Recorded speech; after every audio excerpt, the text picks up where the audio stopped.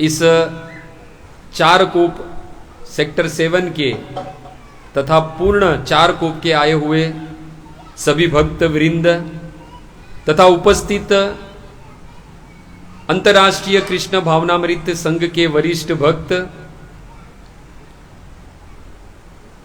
तथा फेसबुक के माध्यम से तथा जूम के माध्यम से आए हुए सभी भक्तों का हार्दिक स्वागत है और आप सभी भक्तों के चरणों में आपके इस दास का प्रणाम। हरे कृष्णा। भक्तों, जब तक किसी विषय वस्तु में श्रद्धा न हो तब तक उस विषय वस्तु का पूर्ण लाभ नहीं होता है। दूसरे शब्द में कहूं तो जब तक किसी विषय वस्तु में किसी विषय वस्तु की महिमा का जब तक हमें ज्ञान न हो तब तक उस विषय वस्तु पे हमें श्रद्धा नहीं हो सकती है। भक्तों, आध्यात्मिक मार्ग का सूत्र है कि जब तक श्रद्धा नहीं होगी तब तक पूर्ण फल नहीं हमें प्राप्त होता है। जितनी श्रद्धा उतना फल हमें प्राप्त होता है। इसलिए श्रीपाद रूप गोस्वामी भक्ति रसामृत सिंधु में कहते हैं कि आदो श्रद्धा तत् साधु संग अथ भजन क्रिया अनर्थ निवृत्ति निष्ठा रुचि भाव और अंत में प्रेम अभ्युदति।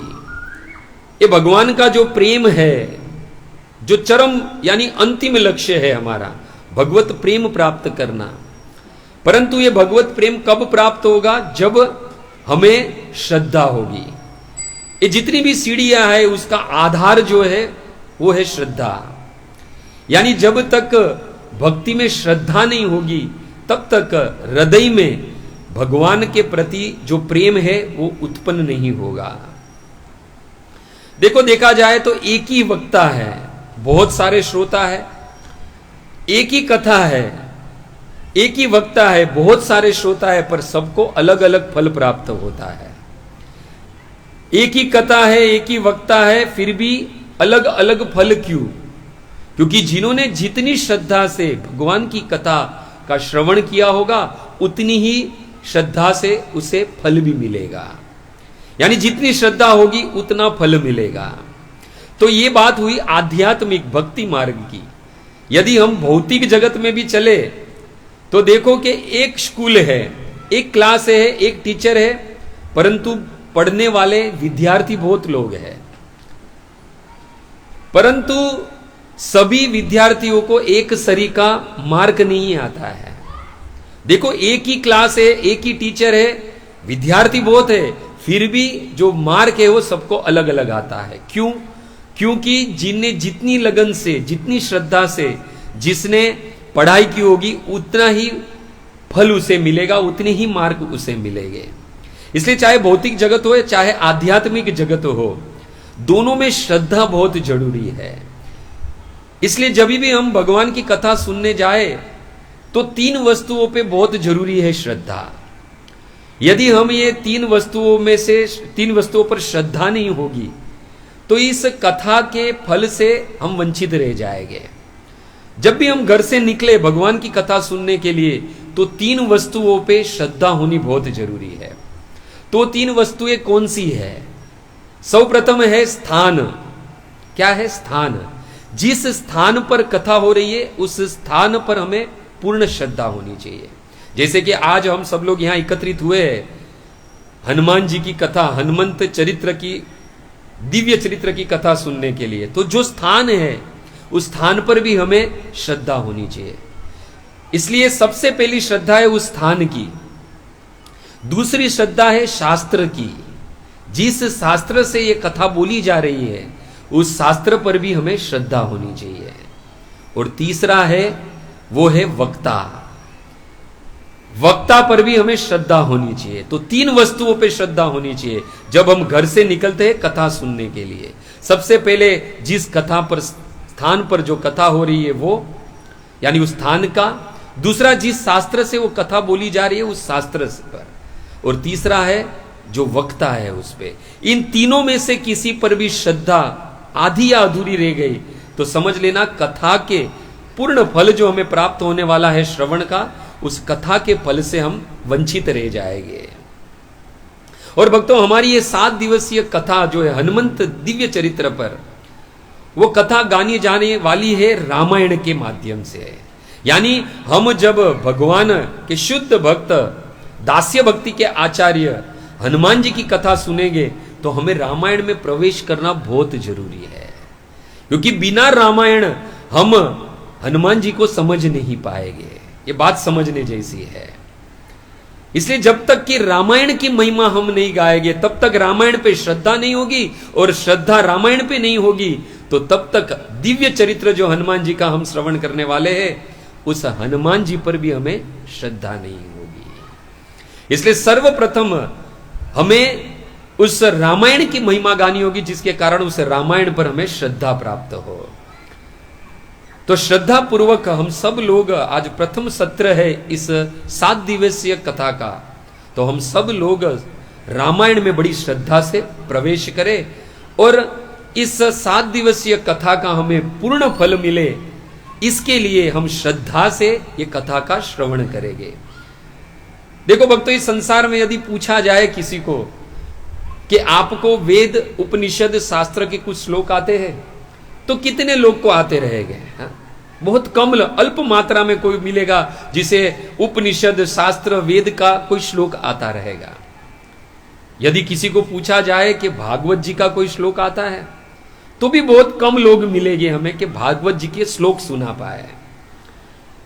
अगर तीसरी बात करूं, किसी से हम कहे कि भगवत गीता सुनते हो, भगवत गीता का कोई श्लोक आता है आपको, तो हमारे ये तिलकधारी गले में कंठी और हाथ में माला लेके घूमते हैं ना, जो इस्कॉन वाले, शायद वो आपको भगवत गीता के श्लोक सुना दे।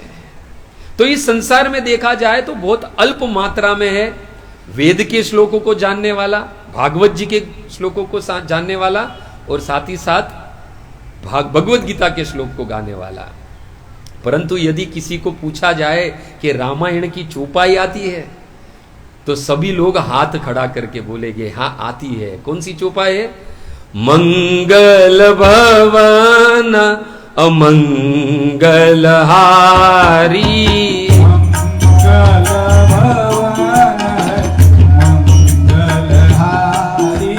मंगल भवन अमंगल हारी,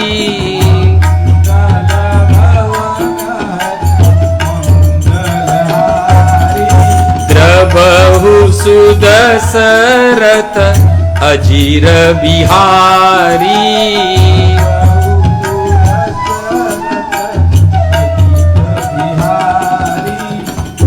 ये सबको आती रहेगी। चलो माना वेद शास्त्र के श्लोक नहीं आते हैं, माना हमें कि शायद भागवत जी के श्लोक नहीं, भगवत गीता के श्लोक नहीं आते, परंतु यदि किसी को रामायण की चौपाई के बारे में बताया जाए तो ज्यादातर सब लोग को आती है, और किसी को नहीं आती है तो समझ लेना कि बहुत ही हम लो स्टैंडर्ड में है। तो रामायण एक ऐसी चीज है जिसकी चौपाई बच्चे बच्चे लोग को याद होती है। तो इस रामायण की महिमा बहुत जरूरी है, क्योंकि हमने क्या सुना कि जब तक किसी विषय वस्तु की महिमा नहीं सुनी जाती है तब तक उस पर श्रद्धा नहीं होती है। तो सर्वप्रथम हम रामायण पर, रामायण की जो महिमा है उसका गान करेंगे, जिसके कारण हमें रामायण के प्रति श्रद्धा उत्पन्न होगी। तो भक्तों, आज से लगभग 5000 वर्ष पूर्व धेनुमती के तट पर, यानी गोमती नदी के तट पर, रोमहर्षण के पुत्र उग्रसवा सुद गोस्वामी ने 88,000 ऋषियों को भागवत कथा सुनाई। सारे ऋषिगण जो है वो जानते थे कि द्वापर खत्म हुआ, अब कलयुग का आरंभ है। और कलयुग कैसा है? तो सुखदेव गोस्वामी जो है परीक्षित महाराज से कहते, कलेर दोषे निधे राजन, ये राजन है परीक्षित, ये कलयुग है वो दोषों से भरा हुआ है, दोषों का सागर है, कदम कदम पर पाप है। तो एक दिन ये सारे ऋषिगण जो है 88,000 ऋषिगण, वो सुद गोस्वामी से जिज्ञासा करते हैं। देखो, जीवन में जिज्ञासा बहुत जरूरी है। वेदांत सूत्र है अथार्थो ब्रह्म जिज्ञासा। जब तक जीवन में जिज्ञासा नहीं होगी तब तक भगवान को हम जान नहीं पाएंगे। देखो परीक्षित महाराज को जिज्ञासा हुई तो हमें भागवत प्रदान हुई, अर्जुन को जिज्ञासा हुई तो भगवत गीता प्रदान हुई, और याज्ञवल्क्य ऋषि को, भारद्वाज ऋषि को जिज्ञासा हुई तो याज्ञवल्क्य ऋषि के द्वारा ये रामायण प्रदान हुई। तो जिज्ञासा बहुत जरूरी है भक्ति राज्य में, जिज्ञासा होनी चाहिए, अर्थात तो ब्रह्म जिज्ञासा, उस ब्रह्म, उस भगवान को जानने के लिए।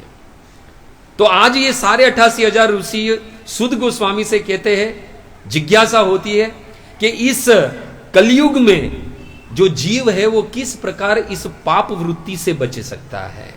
ये सुत जी, क्योंकि ये कलयुग है, पापों से, दोषों से भरा हुआ है, और ये जीव है उस पापों में रत रहेगा, तो उस पापों से मुक्त होने के लिए, उस पापों से मुक्त होने के लिए क्या उपाय है, क्या उपाय है? ऐसा कोई उपाय बताइए, ऐसा कोई उपदेश बताइए जिसके कारण ये कलयुग का जीव है वो पाप करने से बच जाए। उस वक्त भक्तों सुद गोस्वामी ऐलान करते हैं कि ऋषियों ध्यान से सुनो, ध्यान से सुनो, गीतम सनद कुमाराय नारदेन महात्मने। जो सनद कुमारों ने नारद मुनि को जो गीत, जो उपदेश सुनाया था, वही उपदेश और गीत जो है वो मैं आपको सुनाने जा रहा हूं, जो सारे पापों से हमें मुक्ति दिलाता है और भगवान की शुद्ध भक्ति जो है वो हमारे हृदय में स्थापित करता है। ऐसा गीत है जिसके सुनने से जीव नरक में जाने से बच जाएगा, ऐसा गीत है जिसे सुनकर आनंद आता है, और ऐसा गीत है जिसके सुनते ही भगवान के प्रति हमें प्रेम उत्पन्न हो जाए। तो उस 88,000 ऋषियों ने कहा, हे सुत गोस्वामी, वो गीत कौन सा है, वो कौन सा उपदेश है जिसके कारण मनुष्य जो है वो नरक में जाने से बच जाए, इस कलिबद्ध जीव पाप करने में से मुक्ति मिल जाए उसको। तब सनकादिकों को सुद गोस्वामी है वो कहते हैं, रामायणम महाकाव्यम, गाइए, रामायणम महाकाव्यम, रामायणम महाकाव्यम, सर्ववेदेषु सम्मतम्, सर्वपाप प्रशमनम्, दुष्ट ग्रह निवारकम।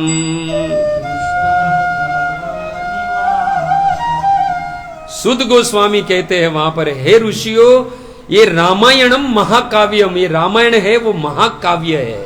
देखो रामायण जो है वो गाने का वस्तु है, गीत है। रामायण जो उसे गाकर हमें भगवान को प्रसन्न करना है। तो रामायण जो है वो रामायण महाकाव्यम, ये रामायण है वो महाकाव्य है। और वो रामायण कैसा है? जीव को आनंद देने वाला, सुख प्रदान करने वाला है। और जो जीव को आनंद और सुख प्रदान करता है उसका नाम है रामायण। रामायणम महाकाव्य, ये महाकाव्य है जो रामायण जो है वो। और बड़ा ही सुंदर है, जो भक्ति उत्पन्न करवाने वाला है, आनंद प्रदान करने वाला और सुख प्रदान करने वाला है। तो उस ऋषियों ने कहा, चलो माना रामायण जो है वो आनंद प्रदान करेगा, सुख प्रदान करेगा, परंतु क्या ये शास्त्रीय प्रामाणिक है? तब सुद गोस्वामी कहते हैं, सर्व वेदेषु सम्मतम। ये ऋषियों, ये सर्व वेद उपनिषद शास्त्रों के द्वारा ये जो है वो सम्मत है। समस्त वेद, समस्त शास्त्र के द्वारा सम्मत है, सम्मति प्राप्त की है। ये रामायण जो है वो महाकाव्य जो है सर्व वेदेषु सम्मत। और इस रामायण रूपी गीत को जो सुन लेता है, सर्व पाप प्रशमनम, उसके सारे पाप है वो नष्ट हो जाते हैं। देखो ये रामायण की महिमा गा रहे हैं। यहां पर सुद गोस्वामी क्या कहते हैं कि सर्व पाप प्रशमनम। देखो समनम कहां नहीं है, प्रशमनम कहां है। प्रशमनम मतलब प्रकृष्ट रूपेण, यानी पाप जो है उसका मूल से नाश करता है ये जो रामायण जो है वो। इसलिए यहां पर शब्द लगाया गया है प्रशमनम, प्रकृष्ट रूपेण समनम। ये पूर्ण रूप से पाप करने की वृत्ति है उसको नष्ट कर देता है। ये रामायणम महाकाव्यम जो है वो। देखो हम लोग गंगा में जाते हैं, स्नान करते हैं और हम पवित्र हो जाते हैं। इसमें कोई संशय नहीं है कि गंगा में जो स्नान करता है उसके सारे पाप है वो धुल जाते हैं और वो जो है वो पवित्र हो जाता है। इसमें रत्ती भर का भी संशय नहीं है। परंतु क्या होता है, स्नान तो कर लेते हैं, पवित्र हो जाते हैं, परंतु जब हम पुनः इस बंबई महानगरी में पहुंचते हैं तो क्या होता है, फिर से हम पाप करने लगते हैं, फिर से हम पाप करने लगते हैं। तो गंगा में स्नान, गंगा पवित्र है, गंगा में स्नान करने से हमारे पाप है वो नष्ट हो जाएंगे, परंतु पाप करने की वृत्ति जो है वो नष्ट नहीं होती है। और रामायण कैसा है, सर्व पाप प्रशमनम। ये रामायण जो है वो हमारी पाप करने की वृत्ति को है वो नष्ट कर देता है। रामायण महाकाव्यम। और कहते हैं दुष्ट ग्रह निवारकम। ये कैसा है, जो दुष्ट ग्रह, हमारे यहां होता है ना, कुछ लोग को शनि नड़ता है, किसी को मंगल नड़ता है, किसी की शादी नहीं हो रही है ना। ये रामायण कैसा है, सुत गोस्वामी कहते हैं कि दुष्ट ग्रह निवारकम। ये सभी दुष्ट ग्रह है उसको शांत कर देता है, उसके प्रताप से, उसके जो परिणाम जो दुखद आने वाले, इससे हमें मुक्ति दे देता है। ये है रामायण महाकाव्यम। आगे कहते हैं दुस्वप्न नाशनम धन्यम। हमें कभी कभी बुरे बुरे सपने आते हैं, है ना, तो सुद गोस्वामी यहां पर कहते हैं दुष्ट स्वप्न नाशनम। ये जो दुष्ट सपने आते हैं उसको भी नाश कर देता है यदि कोई रामायण ये महाकाव्य सुनता है तो। कहते भुक्ति मुक्ति फलम प्रदम। उसे इस संसार के सारे भोग और साथ ही साथ मरने के बाद भगवत धाम भी प्राप्त करवाता है। ये जो रामायण है वो, रामायण की महिमा जितनी गाई जाए उतनी कम है भक्तों। वाल्मीकि रामायण में चले तो वाल्मीकि जी कहते हैं एकम अक्षरम पुंसाम महापातक नाशनम। ये रामायण कैसा है, रामायण छोड़ो, रामायण का एक एक अक्षर जो है वो हमारे बड़े बड़े पातक यानी महापातक, छोटे मोटे पाप नहीं, बड़े बड़े पापों को भी नाश कर देता है। ये रामायण का एक एक अक्षर है वो। और कहते हैं कि मनुष्य को ये रामायण सुनने में प्रीति कब उत्पन्न होती है। आप सब लोग यहां पर आए हो, बहुत लोगों को ये कथा का प्लेम्पलेट मिला होगा, पर सब लोग यहां नहीं आ पाए हैं। बड़े भाग्य वाले होते हैं वही यहां तक पहुंच पाते हैं। और देखो कथा हम कर रहे हैं, इसका एक और एक मात्र कारण है भगवत प्रसन्नता, गुरु प्रसन्नता, और कोई कारण नहीं है यहां पर। यहां पर यदि भीड़ कम भी हो, श्रोता ज्यादा न हो, फिर भी हम कथा किसको सुना रहे हैं, जगन्नाथ जी को। कथा हम भगवान को सुना रहे हैं और उद्देश्य है भगवान को कथा सुनाकर भगवान को प्रसन्न करना। ज्यादातर देखा जाता है भीड़ भाड़ होती है तो ऐसा लगता है बहुत कथा हो रही है। कथा में आने वाले जो भक्त होते हैं उन्हें कहीं ना कहीं पूर्व जन्म में कोई पुण्य के कर्म किए होंगे, तब जाके कथा के स्थान तक पहुंचते हैं, कथा में पहुंचते हैं। ये मैं नहीं कह रहा हूं, वाल्मीकि रामायण में कहा गया है पुर अर्जितानी पापानी नाशम अयांति यश्यवे रामायणे महाप्रीति सत्यस्य भौति दूरम। क्या कहते हैं, पूर्व अर्जितानी यानी पूर्व जन्म में जो हमने पुण्य किए हैं, उस पुण्य के बल पर हम जो है इस राम कथा, इस रामायण को सुन सकते हैं। यानी यहां हम बैठकर रामायण की कथा सुन रहे हैं भगवत प्रसन्नता हेतु, तो कहीं ना कहीं हमने पूर्व जन्म में कोई पुण्य के कार्य किए हैं, तब जाके हमें एक कथा सुनने को मिलती है, श्रवण करने को मिलती है।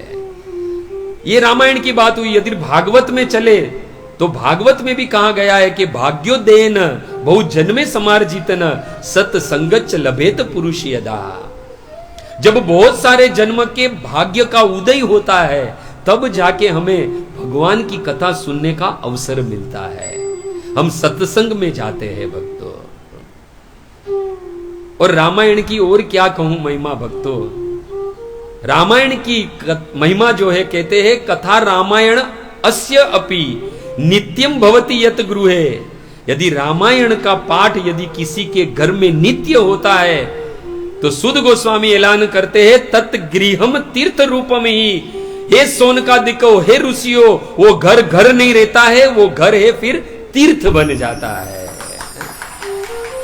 ये है रामायण की महिमा भक्तों। कहीं तीर्थ में जाने की जरूरत नहीं है फिर हमें, क्योंकि जिस घर में रामायण का पाठ नित्य होता है वो घर घर नहीं, वो घर तीर्थ हो जाता है। और तीर्थ का कार्य क्या है, तीर्थ की महिमा क्या है? अन्य क्षेत्रे कृतम पापम तीर्थ क्षेत्रे विशंति। हमने जितने भी पाप किए हैं वो पाप कब नष्ट हो जाते हैं? जब हम तीर्थ में जाते हैं। तो तीर्थ की महिमा है। अन्य क्षेत्रे कृतम पापम तीर्थ क्षेत्रे विशंति। तीर्थ ये हमारे सारे पापों को नष्ट कर देता है। और यहां सुध गोस्वामी कहते कथा रामायण अस्य अपि नित्यम भवति यत गृह। जिस घर में नित्य रामायण की कथा होती है तत् गृहम तीर्थ रूपम ही, वो घर है वो फिर तीर्थ बन जाता है। और कहते हैं दुष्टा नाम पाप नाशनम।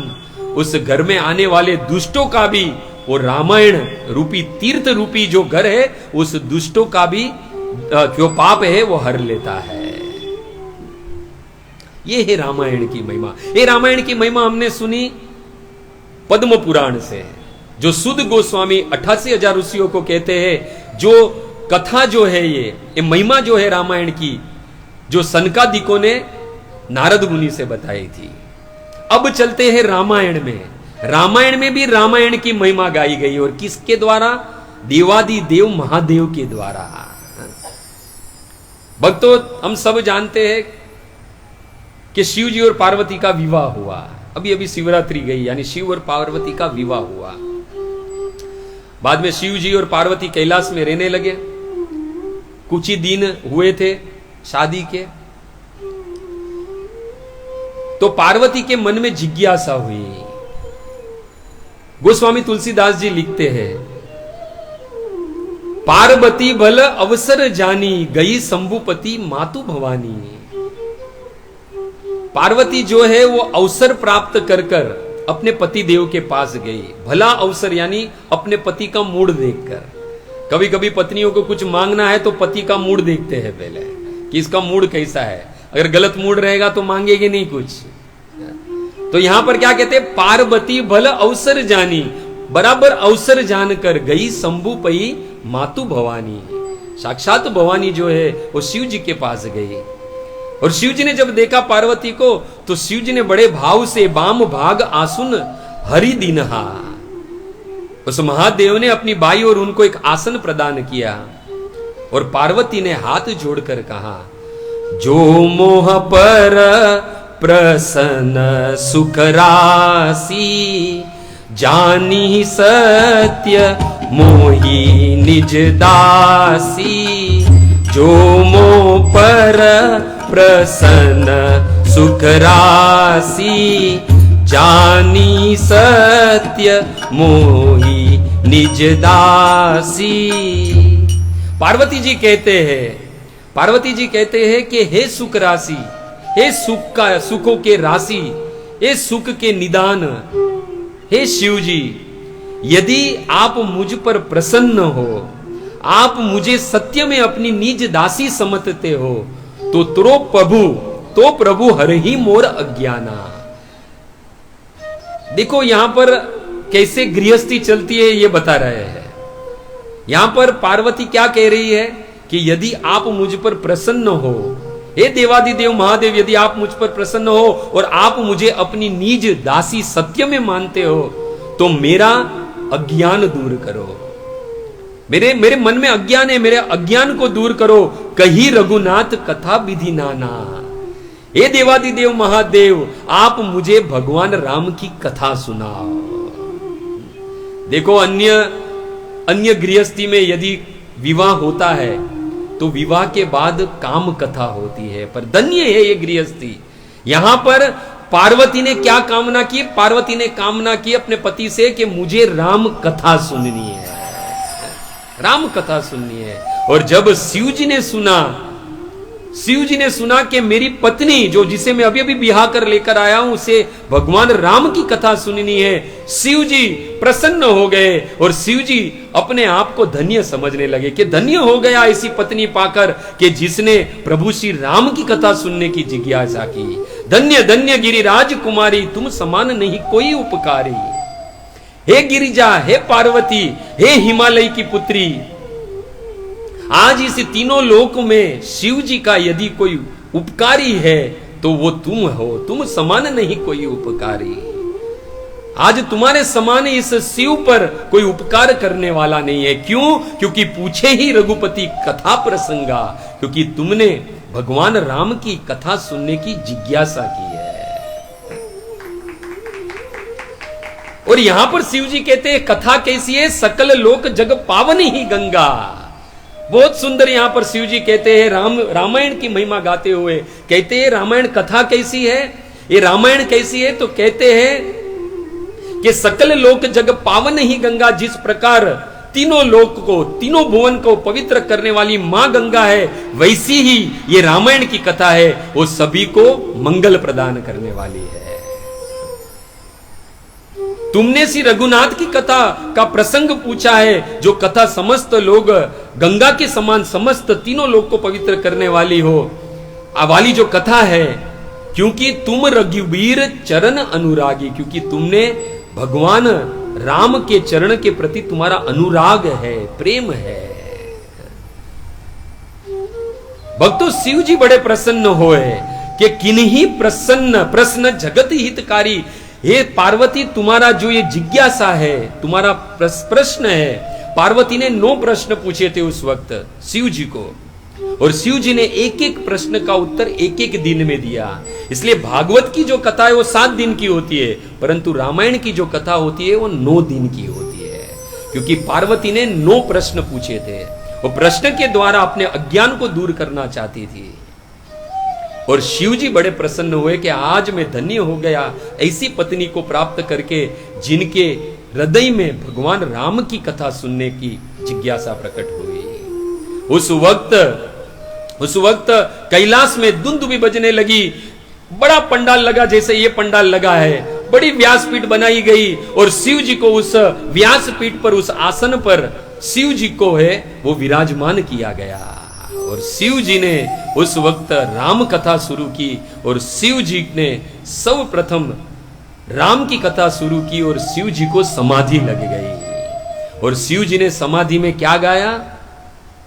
मंगल भवन अमंगल हारी,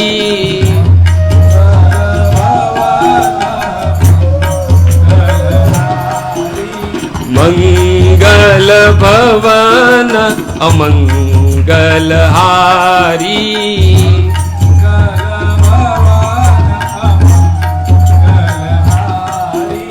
द्रवहु सुदशरथ अजीर बिहारी।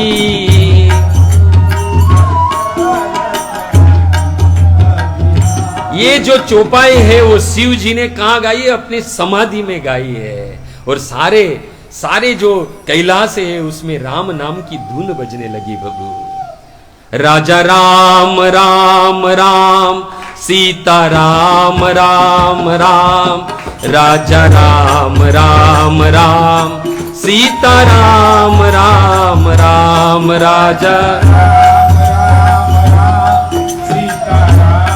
भाव से सब लोग गाइए।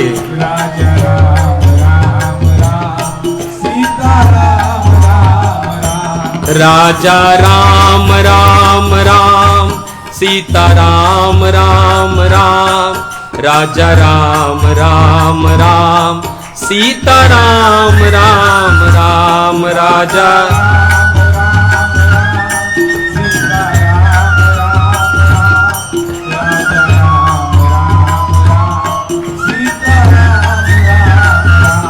राजा राम राम राम, सीता राम राम राम, राजा राम राम राम, सीता राम राम राम, राजा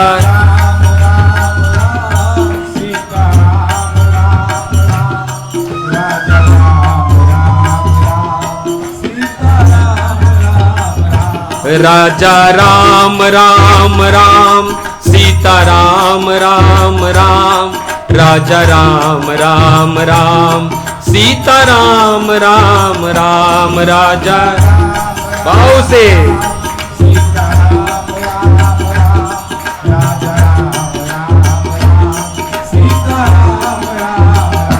राजा राम राम राम, सीता राम राम राम, राजा राम राम राम, सीता राम राम राम, राजा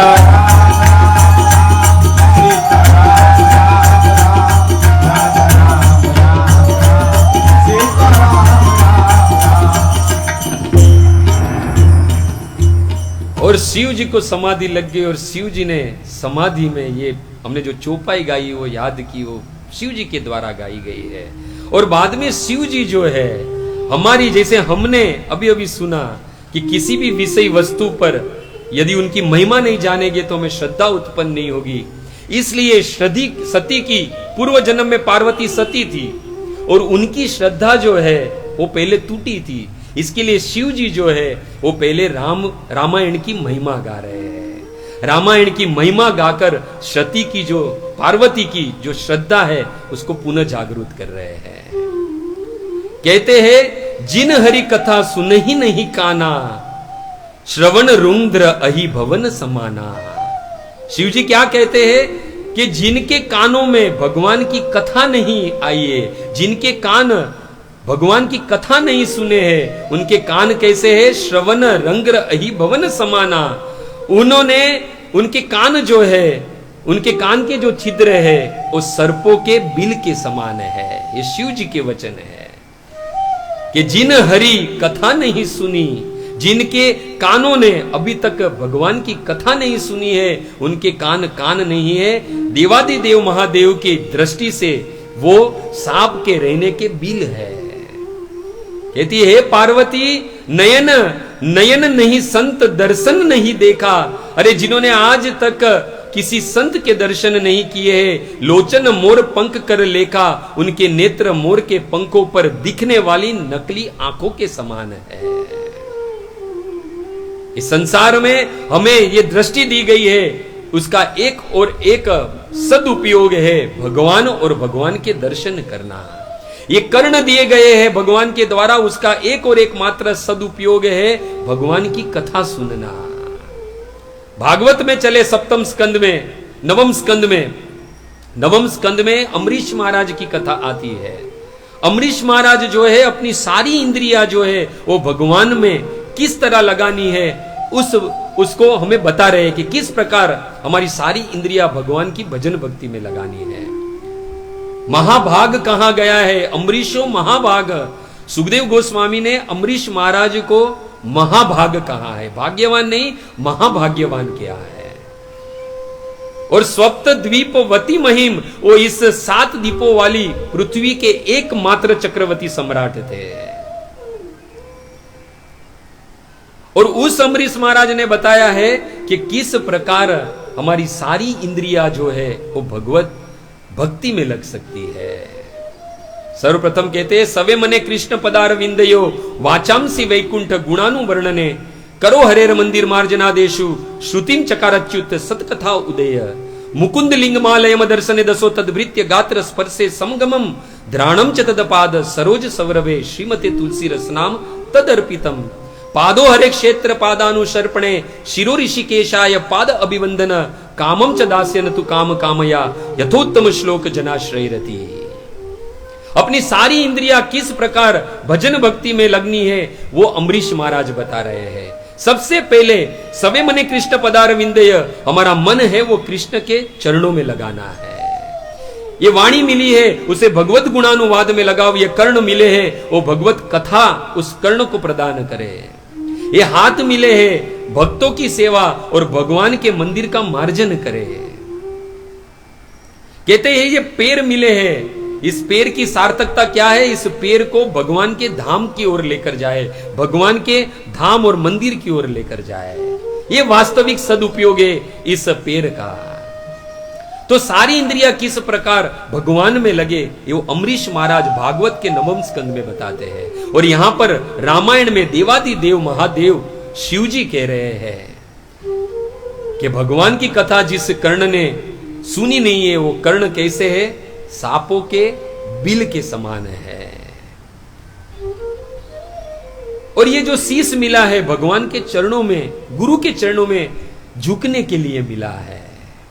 तुलसी गोस्वामी तुलसीदास जी तो यहां तक कहते, ते सिर कटु तबुरी समतुला, जे न नमत हरि गुरु पद मूला। ये शीश यदि गुरु और भगवान के चरणों में नहीं झुकता है तो गोस्वामी तुलसीदास जी कहते उस सिर को तो कट जाना चाहिए। आगे इस रामायण की महिमा गाते हुए शिव जी कहते हैं, जिन हरि भक्ति हृदय नहीं आनी, जीवत सौ समानते ही प्राणी। कहते हैं कि जिनके हृदय में राम और कृष्ण के प्रति भक्ति नहीं उत्पन्न होती, जिसके हृदय में, वो मनुष्य जीते हुए भी चलती फिरती लाश है। जीवत सौ समानते ही प्राणी, वो तो चलती फिरती लाश है। और जो नहीं करे राम गुण गाना, जी सो दादुर जी समाना। और जिसकी जीवा राम के गुणगान नहीं करती है, देवादिदेव महादेव कहते हैं उसकी जीवा तो मेंढक के समान है। उनकी जीवा को मेंढक कह दिया है, मेंढक की जीवा कह दिया है। और कहते हैं, हे पार्वती कुलिस कठोर निठुर सोई छाती, सुनही हरि चरत न जो हर्षाती। बहुत सुंदर बात यहां पर कह रहे देवादिदेव महादेव।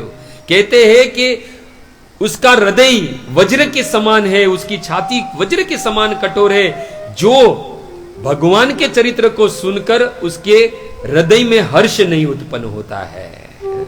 सुनी हरि चरित न जो हर्ष आती, जो भगवान के चरित्र को सुनकर यदि वो हर्ष नहीं होता है उसके हृदय में, तो उसका हृदय है वो कैसा है, कठोर है, पत्थर के समान है।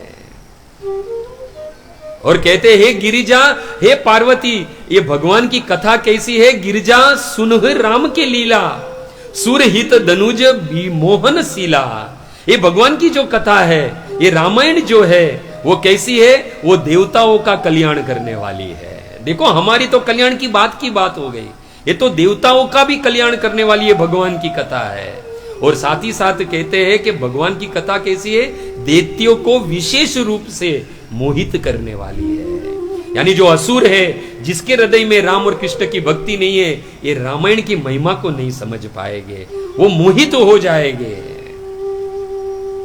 और कहते हैं, राम कथा सुरधेनु सम सेवत सब सुखदानी। ये राम कथा जो है वो कामधेनु गाय के समान है। ये राम कथा है वो कामधेनु गाय के समान है, हमारी समस्त इच्छाओं को पूर्ण करने वाली है।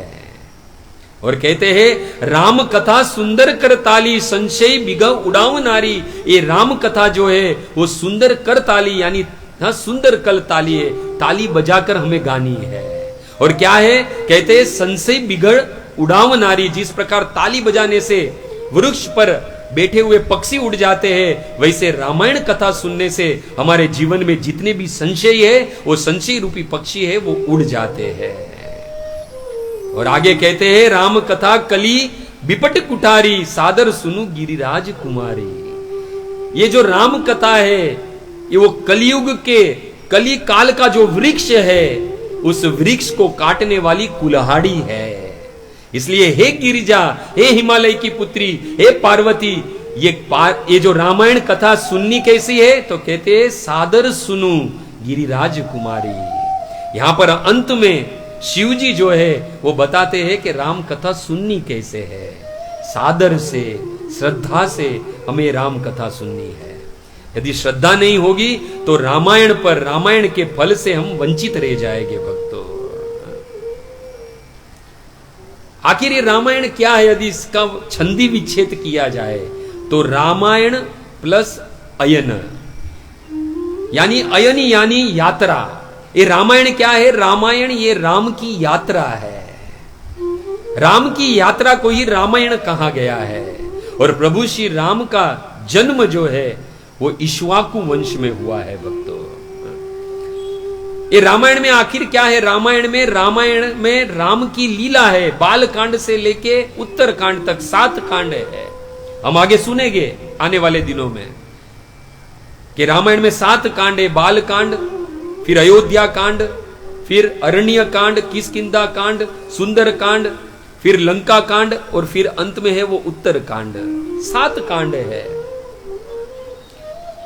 तो इसमें सर्वप्रथम है बाल कांड, यानी प्रभु श्री राम के जन्म की कथा आती है सर्वप्रथम। और ये भगवान का जन्म कौन से कुल में हुआ है? इक्ष्वाकु कुल में हुआ है, इक्ष्वाकु वंश में जन्म हुआ है। तो सर्वप्रथम हम शास्त्र के आधार से भगवान राम की वंशावली है उसका श्रवण कर लेते हैं। ध्यान से सुनना भक्तों। वैवस्वत मनु हुए। वैवस्वत मनु के पुत्र, कई पुत्र थे, उसमें से एक पुत्र हुए इक्ष्वाकु। इक्ष्वाकु के पुत्र हुए विकुक्षी। विकुक्ष के पुत्र हुए पुरंजय। पुरंजय के पुत्र, पुरंजय की 8वीं पीढ़ी में आए कुवलयाश्व। कुवलयाश्व की 7वीं पीढ़ी में हुए युम्नाश्व। युम्नाश्व के पुत्र हुए मानधाता। मानधाता की 7वीं पीढ़ी में हुए त्रिशंकु। त्रिशंकु के पुत्र हुए हरिश्चंद्र। हरिश्चंद्र के पुत्र हुए रोहित। रोहित के बाद 6ठी पीढ़ी में हुए बाहुक। बाहुक के पुत्र हुए सगर। सगर के पुत्र हुए असमंजस। असमंजस के पुत्र हुए अंशुमान। और अंशुमान के पुत्र हुए दिलीप। दिलीप के पुत्र हुए भगीरथ। भगीरथ वो जिन्होंने मां गंगा का अवतरण इस धरातल पर करवाया, अपने ही पूर्वजों के सगर के 60,000 पुत्र को मुक्ति दी। तो दिलीप के पुत्र हुए भगीरथ। और भगीरथ की 5वीं पीढ़ी में हुए ऋतुपर्ण। ऋतुपर्ण की 3 पीढ़ी के बाद हुए सुदास। सुदास के पुत्र हुए शोदास। शोदास के पुत्र हुए अशक। और अशक के पुत्र हुए बालिक। बालिक के पुत्र हुए मुलक। मुलक की 4थी पीढ़ी में आए खटवांग महाराज। हम सब खटवांग महाराज की भी कथा जानते हैं। और खटवांग के पुत्र हुए दीर्घबाहु। और दीर्घबाहु के पुत्र हुए रघु। और रघु के पुत्र हुए अज। और अज के पुत्र हुए दशरथ। तो ये है राम जी की वंशावली। अब दशरथ कौन है? रघुवंश में जन्म हुआ, उस इक्ष्वाकु वंश में जन्म हुआ। गोस्वामी तुलसीदास जी दशरथ जी का परिचय देते हुए कहते हैं रामायण में, अवधपुरी रघुकुल मनिराहु, वेद विदति तिहि दशरथ नाहु। अवधपुरी रघुकुल मनिराहु, वेद विदति तेहि दशरथ नाहु। क्या नाम कर दे? इनका नाम है दशरथ। और कहां के राजा है? पहले तो कहते रघुकुल मनिराहु, ये रघुकुल में जन्म लिए हैं। और इनके एक कहां के राजा है? तो कहते अवधपुरी के राजा है। देखो, पहले दशरथ का परिचय देने से पहले वो किस राज्य के राजा है उसका परिचय दे रहे हैं। अवधपुरी रघुकुल मनिराहु, वेद विदत तेहि दशरथ नाहु। जो अवधपुरी, जो अयोध्या के राजा है, उनका नाम है दशरथ। अवध का अर्थ क्या होता है? अवध का अर्थ होता है जहां किसी का वध नहीं हुआ है, जहां किसी की हिंसा नहीं हुई है। महाराज दशरथ के राज्य में किसी का वध नहीं होता था, किसी को मारा नहीं जाता था, किसी की हिंसा नहीं होती थी, यहां तक कि प्रत्येक जीव को न्याय दिया जाता था इस अवधपुरी में, इस अयोध्या में। तो इस अवधपुरी अयोध्या के राजा कौन थे? राजा दशरथ थे। और कैसे थे? वेद विदित, सभी वेद और शास्त्र को जानने वाले थे, जिनका नाम था दशरथ। भक्तों, दशरथ यानी दशरथ नाम ही उनका परिचय है। दशरथ मतलब जिनका रथ है वो 10 दिशा में भ्रमण करता है स्वतंत्र गति से, वो है दशरथ। वो बड़े पराक्रमी राजा थे। जब देवताओं को भी संकट आता था तो राजा दशरथ की सहायता लेते थे, यानी इतने बड़े पराक्रमी राजा थे। और उनका जन्म रघुकुल में हुआ था।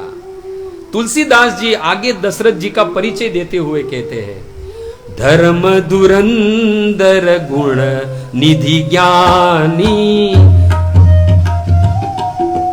धर्म धुरंधर गुण निधि ज्ञानी, हृदय भगति मति सारंग पानी, धर्म धुरंधर गुण निधि ज्ञानी, हृदय भगति मति सारंग पानी। अब दशरथ जी का परिचय देते हुए क्या कहते हैं? पहले तो उनके राज्य का परिचय दिया, किस राज्य के हैं वो, वेद और शास्त्र को जानने वाले। अब आगे क्या कहते हैं? धर्म धुरंधर, यानी धर्म का पालन करने में भी वो धुरंधर थे। गुण निधि ज्ञानी, और ज्ञानी थे, सभी प्रकार के गुणों से संपन्न थे, ये दशरथ जी थे वो। परंतु ये धर्म के धुरंधर थे, सभी गुणों से युक्त थे, धर्म का पालन करते थे। उसका आखिर कारण क्या है? तो गोस्वामी तुलसीदास जी कहते हैं कि हृदय भगति मति सारंग पानी। उनके हृदय में किसकी भक्ति थी? सारंग पानी, यानी उस राम की भक्ति। ऐसे देखा जाए तो सारंग विष्णु का धनुष है, यानी उनके हृदय में किसकी भक्ति थी? विष्णु की भक्ति थी। हृदय भगति मति सारंग पानी, वो भगवान विष्णु के भक्त थे, इसलिए धर्म में धुरंधर थे, सभी गुणों से युक्त थे। और भक्तों धर्म निभाने में परिपूर्ण थे। उनके मुख से यदि कोई चीज निकल जाती थी तो वो प्राण देकर भी उस वस्तु को, अपने वचन को सत्य करते थे। इसके लिए तो हम सब जानते हैं ना, एक बहुत प्रचलित वाक्य है कि रघुकुल रीत सदा चली आई, प्राण जाई पर वचन न जाई। ये धर्म धुरंधर थे, धर्म को जानने वाले थे और सभी गुणों से युक्त थे। क्यों? क्योंकि उनके हृदय में भक्ति किसकी थी? सारंग पानी, विष्णु की भक्ति थी। भक्तों इस संसार में कौन व्यक्ति ऐसा है? सबसे बड़ा गुण कौन सा है इस संसार में? इस संसार में सबसे बड़ा गुण है कि जिसके हृदय में राम और कृष्ण और विष्णु की भक्ति हो। इसलिए तो शिव जी को कहना पड़ा है, पार्वती तुम धन्य कृतज्ञ, तुम धन्य हो, कृतकृतस्य हो, क्योंकि तुम विष्णु की भक्तिया हो। इस संसार में सब कुछ मिल सकता है, धन संपत्ति यश कीर्ति, ये सब कुछ मिल सकता है। इस संसार में यदि सबसे दुर्लभ वस्तु यदि कोई है तो वो है दुर्लभा वैष्णवी भक्ति। ये वैष्णव, वो राम कृष्ण और विष्णु की भक्ति जो है इस संसार में सबसे दुर्लभ वस्तु है। ये मत समझना कि हमारे पास बड़े बड़े बंगले हैं, गाड़ी है, मोटर है, हमने सब कुछ प्राप्त कर लिया। अरे ये बंगले, गाड़ी, मोटर, ये सब कुछ मिलने से कोई भाग्यवान नहीं होता है। गोस्वामी तुलसीदास जी कहते हैं, सुत दारू अरु लक्ष्मी पापी घर भी होए। सुंदर पत्नी, सुंदर बच्चे, धन संपत्ति, ये तो पापी के घर भी होती है, कोई बड़ी बात नहीं है ये। यहां पे देवादिदेव महादेव पार्वती से कहते हैं कि इस संसार में यदि कोई दुर्लभ वस्तु है तो वो है दुर्लभा वैष्णवी भक्ति, वो विष्णु राम और कृष्ण की भक्ति। भक्तों और आज यदि हमारे जीवन में यदि ये भक्ति है, हम बाल में तिलक, गले में कंठी, हाथ में माला और मुख पर यदि कृष्ण का नाम है तो बड़े ही भाग्यशाली है हम, बड़े ही भाग्यशाली है। और जिसके हृदय में भगवान की भक्ति प्रकट हो जाती है, जिसके मुख पर राम और कृष्ण का नाम आ जाता है, तो सुखदेव गोस्वामी कहते हैं, यस्यास्ति भक्ति भगवत किंचन सर्वे गुणे तत्र समासते सुरा। उस जीव के हृदय में, उस जीव के जीवन में अपने आप जो देवताओं के जो सारे गुण है वो अपने आप विकसित होने लगते हैं। उसके लिए कुछ करने की जरूरत नहीं, अपने आप उसके जीवन में अपने आप सारे गुण विकसित हो जाती है। एक गुण एक देवताओं में होते हैं वो। इसलिए यहां पर कहा गया है कि दशरथ जी का सबसे बड़ा गुण कौन सा था? कि हृदय भक्ति मति सारंग पानी। उनके हृदय में, उनके जीवन में विष्णु की भक्ति थी। भक्तों इस संसार में दशरथ जी जो है वो बड़े पराक्रमी राजा थे।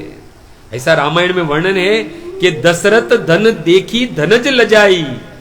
दशरथ जी अयोध्या इतनी समृद्ध थी कि जिसके धन को देखकर धन के देवता कुबेर भी है उनको भी लज्जा आती थी। इतनी समृद्ध थी वो अवधपुरी, वो अयोध्या। लाखों दास दासी नौकर चाकर 4 पत्नी थी इस दशरथ जी को भक्तों। परंतु क्या है, संसार का नियम है, संसार में रहने वाले जीव को कोई ना कोई कमी तो रह ही जाती है। यहां पर सब कुछ होने के बावजूद भी संसार में कभी कभी क्या होता है, हम देखते जिसके पास बहुत सारी संपत्ति होती है, पैसा होता है, लेकिन उसे भूख नहीं होती है। भोजन है पर भूख नहीं होती है। और संसार की विडंबना देखो, जिसको भूख है उसके पास भोजन नहीं है। आज राजा दशरथ लाखों दास दासियां, राज रजवाड़े, सब कुछ था, 3 पत्नियां थी उनकी, लेकिन एक चीज की कमी थी। क्या थी कमी? कि उनको एक भी संतान नहीं थी। एक दिन राजा एकांत में, दशरथ एकांत में बैठे और जिस चीज की कमी थी उसके बारे में सोचने लगे। गोस्वामी तुलसीदास जी कहते, एक बार भूपति मन माही, भये ग्लानि मोर सुत नाही।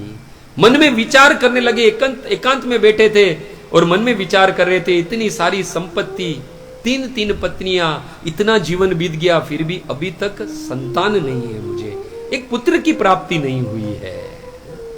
और मनी मन दुख होने लगा।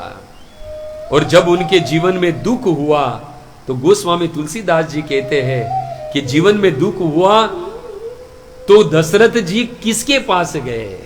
देखो यहां पर सिद्धांत प्रकट करते हैं, दशरथ जी के जीवन में दुख आए, एकांत सताए, तो हमें किसके पास जाना चाहिए? गोस्वामी तुलसीदास जी कहते, गुरु गृह गए हु तुरंत महिपाला। महिपाला यानी इस पृथ्वी के राजा, चक्रवर्ती सम्राट दशरथ जो थे, और कहीं नहीं गए, अपनी पत्नियों के पास नहीं गए, अपनी मंत्री के पास नहीं गए, ना ही किसी के पास गए, मित्र के पास। किसके पास गए? गुरु गृह गए तुरंत महिपाला, वो अपने गुरु के पास गए। यहां उपदेश दिया दशरथ जी ने कि जीवन में जब एकांत सताए, जीवन में जब दुख आए, जब कोई रास्ता ना दिखाई दे, तो कहीं और न जाकर गुरु के पास जाना चाहिए। क्योंकि संसार में यदि कोई हमारे दुखों को दूर कर सकता है तो एक और एक मात्र गुरु है। हम सब लोग इस्कॉन में सुबह में मंगला आरती में गाते हैं ना, विश्वनाथ चक्रवर्ती कृत गुरुवाष्टकम, उसमें कहते हैं ना, संसार दावानल नंडलीढ़ लोक। ये संसार क्या है? दावानल है। सब लोग यहां पर जल रहे हैं, सब लोग ये दावा अग्नि में जल रहे हैं, सब लोग दुखी है। यहां पर कोई भी सुखी नहीं है। आपको क्या लगता है, बड़े बड़े बंगले में रहने वाला, एसी में रहने वाला, बड़ी बड़ी गाड़ी में घूमने वाला क्या सुखी है? नहीं है। और अगर दिख भी रहा है सुखी है तो वो ढोंग कर रहा है। क्योंकि गीता का सिद्धांत है दुखालयम अशाश्वतम। ये जगत जो है, भौतिक जगत, वो दुखालय है, यहां सुख है ही नहीं। अगर सुख है तो दुख की निवृत्ति स्थिति को हम दुख समझ बैठे हैं।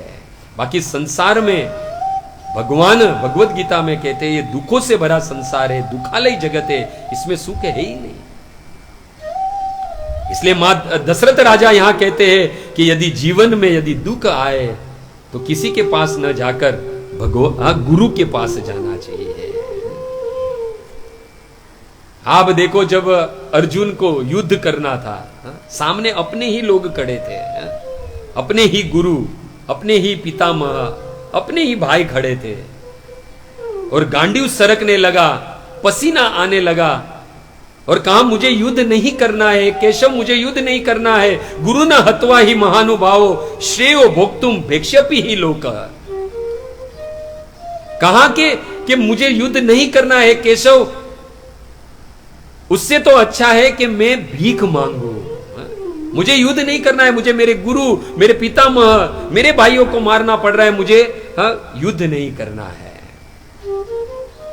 और जब भगवान के शरण में गया, भगवान को गुरु बनाया, तो भगवान ने उसके मोह को, अज्ञान को, दुख को दूर किया। भगवत गीता 700 श्लोक की भगवत गीता सुनाई। कार्पण्य दोषो उपहत स्वभावा पुष्यामि त्याम धर्म सम्मूढ़ चेतसा यत श्रेय शात निश्चितम ब्रूहि तन्मे शिष्यते अहम सांधि माम तमाम प्रपन्नम। जब भगवान को गुरु बनाया तो उस दुख से, उस मोह से, उस अज्ञान से अर्जुन है वो मुक्त हो गया। और यहां पर भी अपने दुख का निवारण करने के लिए दशरथ जी है वो कहां गए, और कहीं न जाकर अपने गुरु के पास गए। गोस्वामी तुलसीदास जी कहते हैं, गुरु गृह गए तुरंत महिपाला, चरण लागी करी विनय विशाला। गुरु गृह गए तुरंत महिपाला, चरण लागी करी विनय विशाला। निज दुख सुख सब गुरु ही सुनाऊ, कही वशिष्ठ बहु विधि समझाऊ। अपने सारे सुख दुख के किसको बताए, अपने गुरु वशिष्ठ मुनि को बताए। गुरु गृह गए तुरंत महिपाला, कहां गए दशरथ जी, अपने गुरु वशिष्ठ मुनि के पास गए। जैसे ही वशिष्ठ मुनि ने राजा दशरथ को देखा अपने आश्रम पे आते हुए, तुरंत ही वशिष्ठ मुनि खड़े हो गए और कहा, राजन आप मेरी कुटिया पे पधारे, मुझे कोई संदेश भेज देता, मैं आपके पास चले आता, आपको यहां तक आने की क्या जरूरत थी। तब दशरथ जी कहते हैं कि हे गुरु, हे वशिष्ठ गुरु, प्यासा कुएं के पास आता है, कुआं है वो प्यासे के पास नहीं जाता है। दशरथ जी ने कहा कि आज मेरे हृदय में बड़ा शोक है, बड़ा दुख है। राजा दशरथ अपने दुख को अपने गुरु के सामने व्यक्त करते हैं। कहा, एक गुरुदेव आपकी कृपा से मेरे पास धन संपत्ति सब कुछ है, 3 रानियां है, पर भी मेरे जीवन में एक दुख है, और वो है कि मुझे अभी भी एक भी संतान नहीं है। एक चीज की कमी है, मेरा विवाह हुआ, इतना समय बीत गया, लेकिन मुझे एक भी पुत्र की प्राप्ति नहीं हुई है। और इतना कहते ही राजा दशरथ की जो धीरज है वो टूट गई भक्तों, आंख में से अश्रु की धारा बहने लगी। और तब वशिष्ठ मुनि ने अपना वरद हस्त खड़ा किया और कहा, धरहु धीर होई हई सुत चारी, त्रिभुवन विदत जगत भई हारी। हे दशरथ तुम धीरज धरो, हे राजन तुम धीरज धरो, तुम्हें 1 नहीं 2 नहीं 3 नहीं 4 पुत्र हो गए। और वो पुत्र कैसे हो गए, त्रिभुवन विदत जगत भयहारी। वो चारों पुत्र कोई साधारण नहीं हो गए दशरथ, हे राजा वो धर्म की स्थापना करने वाले हो गए, दुष्टों का विनाश करने वाले, साधु संतों को सुख प्रदान करने वाले और रघुकुल का डंका बजाने वाले, ये आपके 4 पुत्र हो गए। 1 नहीं 4 पुत्र हो गए। और जब दशरथ जी ने यह सुना तो दशरथ जी खड़े हो गए और प्रसन्न हो गए कि हे गुरुदेव, मेरे जीवन में 4 पुत्र, अब इस 4 पुत्र को प्राप्त करने का मार्ग बताओ मुझे। वशिष्ठ मुनि ने कहा, सिंह ऋषि को बुलाना पड़ेगा और सिंह ऋषि के द्वारा पुत्र कामेष्टि यज्ञ करवाना होगा। दशरथ जी ने कहा, बुलाओ सिंह ऋषि को, जिसको बुलाने का वो बुलाओ, जो बड़ा यज्ञ करने का है वो करो, बस मुझे अब पुत्र की प्राप्ति चाहिए, अब मुझे पुत्र की प्राप्ति चाहिए। और उस वक्त गोस्वामी तुलसीदास जी कहते हैं, श्रृंगी ऋषि वशिष्ठ बुलावा, पुत्र काम शुभ यज्ञ करावा। श्रृंगी ऋषि वशिष्ठ बुलावा, पुत्र काम शुभ यज्ञ करावा। भगति सहित मुनि आहुति दीने, प्रगटे अग्नि चरु कर लीने। सिंगी ऋषि को बुलाया गया और पुत्र कामेष्टि यज्ञ करावा गया, यज्ञ कराया। देखो यहां पर इस चौपाई में बहुत सुंदर बात कही गोस्वामी तुलसीदास जी ने कि वहां पर यज्ञ तप हुआ, यज्ञ हो रहा था। यज्ञ में जो आहुति दी जा रही थी, वो आहुति कैसे दी जा रही थी, श्रृंगी ऋषि के द्वारा भगति सहित मुनि आहुति दीनी। किस प्रकार, भक्ति से। देखो बहुत सिद्धांत समझने जैसा है। हम यज्ञ करें, तपस्या करें, परंतु यदि हमारे हृदय में राम और कृष्ण की भक्ति नहीं, वो कार्य, वो तपस्या भगवत प्रसन्नता हेतु नहीं है, तो वो सारा कार्य, वो तपस्या, वो यज्ञ, वो सब कुछ विफल हो जाता है। आज किसको प्रकट करने का था, साक्षात भगवान को प्रकट करना था। और भगवान कैसे प्रकट होते हैं, भक्ति के माध्यम से। इसके लिए यहां गोस्वामी तुलसीदास जी कहते हैं कि पुत्र कामेष्टि यज्ञ हो रहा था, श्रृंगी ऋषि को बुलाया, परंतु श्रृंगी ऋषि यज्ञ कर रहे थे और यज्ञ में आहुति कैसे डाल रहे थे? भक्ति सहित, क्योंकि जानते हैं जिसको प्रकट करना है, जिस भगवान को प्रकट करना है, वो भगवान बिना भक्ति के प्रकट नहीं हो सकते। इसलिए यहां पर कहते हैं कि पुत्र कामेष्टि यज्ञ हो रहा था, परंतु उस यज्ञ में जो आहुति दी जा रही थी वो आहुति भक्ति के द्वारा दी जा रही थी, यानी भक्ति भाव से दी जा रही थी।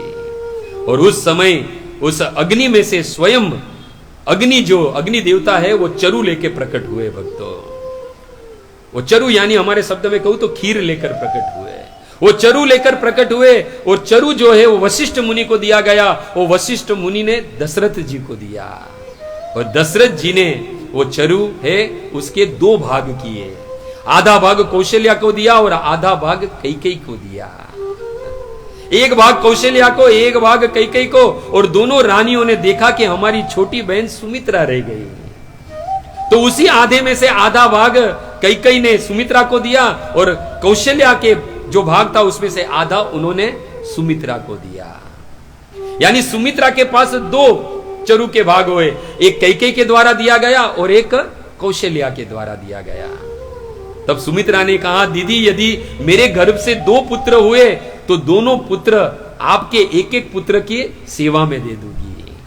यदि मुझे पुत्र हुआ, दो पुत्र हुए, तो एक पुत्र कौशल्या दीदी आपके पुत्र की सेवा में दे दूंगी और दूसरा पुत्र है कैकेयी दीदी मैं आपके पुत्र की सेवा में दे दूंगी। और हम सब जानते हैं कि आगे चलकर राम की सेवा में वही सुमित्रा नंदन लक्ष्मण जी गए और शत्रुघ्न नंदन जो सुमित्रा नंदन है वो भरत जी की सेवा में लगे। यहां पर गोस्वामी तुलसीदास जी वर्णन करते, जिस दिन से ये रानियों ने चरु ग्रहण किया उस दिन से अयोध्या की स्थिति बदल गई भक्तों। कोई नहीं जानता था कि इतना आनंद सुख ये अयोध्या में क्यों हो रहा है। थोड़ी भी भूमि खोदी जाती थी तो उसमें से चांदी और सोना निकल आता था। सरयू का पानी है वो गन्ने के रस के समान मीठा बन गया था। सारी अयोध्या है वो ध्वजा और पताका से लहरा रही थी। धीरे धीरे दिन महीने रात बीतते गए और भक्तों हम सब जानते हैं अच्छे दिन जो है वो तुरंत बीत जाते हैं। 9 महीने बीते और वो 9 महीने के बाद वो शुभ अवसर घड़ी आई जिस घड़ी पे हमारे प्रभु श्री राम प्रकट होने वाले थे। और जिस वक्त प्रभु श्री राम प्रकट होने वाले थे उस वक्त स्थिति कैसी थी, उस वक्त वातावरण कैसा था, उस वक्त कैसी घड़ी निर्माण हुई, तो गोस्वामी तुलसीदास जी अपनी चौपाई में वर्णन करते हुए कहते हैं, नौमी तिथि मधुमास पुनीता शुक्ल पश्च अभिजीत हरिप्रीता मध्य दिवस अति शीतन छाया पावन काल लोक विश्रामा नौमी तिथि मधुमास पुनीता शुक्ल पश्च अभिजीत हरिप्रीता मध्य दिवस अति शीतन धामा पावन काल लोक विश्रामा। तुलसीदास जी ने ऐलान किया, कौन सी तिथि थी? नौमी तिथि थी। आचार्य ने इस नौमी तिथि के बारे में बहुत कुछ कहा है। यदि उसका वर्णन करने जाएंगे तो प्रभु श्री राम का जन्म रह जाएगा। संक्षिप्त में कहे तो नौमी तिथि का बड़ा महत्व है। क्या कहा? नौमी तिथि। सबसे पहले कहा कि भगवान का जन्म कौन सी स्थिति में कैसे हुआ, तो कहते हैं नौमी तिथि। वो तिथि कौन सी थी उस वक्त? नौमी तिथि थी। हमारे कृष्ण का जन्म कौन सी तिथि में हुआ है? अष्टमी में। नौमी तिथि को रिक्ता तिथि कहते थे पहले। नौमी तिथि जो है उन्होंने अपना मूर्तिमान रूप लिया। उस रिक्त तिथि कहा जाता था, उस नौमी तिथि में कभी भी कोई शुभ कार्य नहीं होता था। सब लोग उसे रिक्ता तिथि कहते थे, सब लोग उसका उपहास करते थे। उस तिथि में, उस नौमी तिथि में कोई शुभ कार्य नहीं होता था और सब लोग उसका उपहास करते थे। इसलिए वो नौमी तिथि जो है वो धीरे धीरे जीर्ण होने लगी। और जीर्ण होते एक दिन दुखी अवस्था में वो प्रभु श्री राम के पास पहुंची। राम ने कहा कि आप कौन हो? आपकी तो पूरी काया जर्जर हो चुकी है, आप तो बहुत दुखी दिख रही हो, आप आखिर हो कौन? वो नौमी तिथि जो है वो राम और सीता के पास गए और कहा कि मैं नौमी तिथि हूं, मुझे रिक्ता तिथि कहते हैं, मेरी तिथि में कोई भी कोई शुभ कार्य नहीं करता है, सब लोग ने मुझे त्याग दिया है। हे प्रभु, आप सर्व मंगल करने वाले हो, आप मुझ इस तिथि का भी मंगल करो। प्रभु श्री राम को दया आ गई उस नौमी तिथि पर। कहा तुम रिक्ता हो, रिक्ता यानी खाली, उस पर कोई काम नहीं होता है, वो रिक्ता है, खाली है। तो उस नौमी तिथि ने कहा हाँ मैं रिक्त हूं, खाली हूं, मुझ में कोई कोई शुभ कार्य नहीं करता है, मुझे रिक्ता तिथि कहते हैं। प्रभु श्री राम प्रसन्न हुए कि मैं तो जिनका हृदय काम क्रोध लोभ मोह मद मात्सर्य से रिक्त होता हूं, उसके ही हृदय में मैं प्रकट होता हूं। हे रिक्ता, मैं तुम्हें, हे नौमी तिथि, मैं आज तुम्हें आशीर्वाद देता हूं कि मैं जब त्रेता में जब मैं जन्म लूंगा तो यही तिथि में जन्म लूंगा। और वो नौमी तिथि वो नाचने लगी। भक्तों तुरंत ही वो जर्जर हो चुकी थी, वो पुनः अपने सुंदर रूप को प्राप्त हुई और बड़ी ही अपने आप को धन्य समझने लगी। उस वक्त मां सीता भी प्रभु श्री राम के साथ में विराजमान थी। सीता ने देखा उस प्रभु श्री राम की ओर और उस रिक्ता तिथि पर कृपा करने के लिए सीता ने कहा कि हे रिक्ता, हे नौमी तिथि, आपकी तिथि में प्रभु श्री राम जन्म लेकर आपको धन्य करेंगे और अब मैं भी उस नौमी तिथि में ही जन्म लेकर आपको धन्य करूंगी। और उस वक्त नौमी तिथि ने देखा कि स्वयं भगवान भी आने वाले हैं और बराबर 1 मास के बाद अभी सीता नवमी आएगी। तो सुना कि मां सीता भी मेरी ही तिथि में जन्म लेने वाली है। तो नौमी तिथि जो है वो नाचने लगी, अपने आप को धन्य नहीं धन्याति अति धन्य समझने लगी। तो एक है नौमी तिथि का महत्व भक्तों। दूसरा हम देखें कि ये जो 9 अंक है सबसे बड़ा है।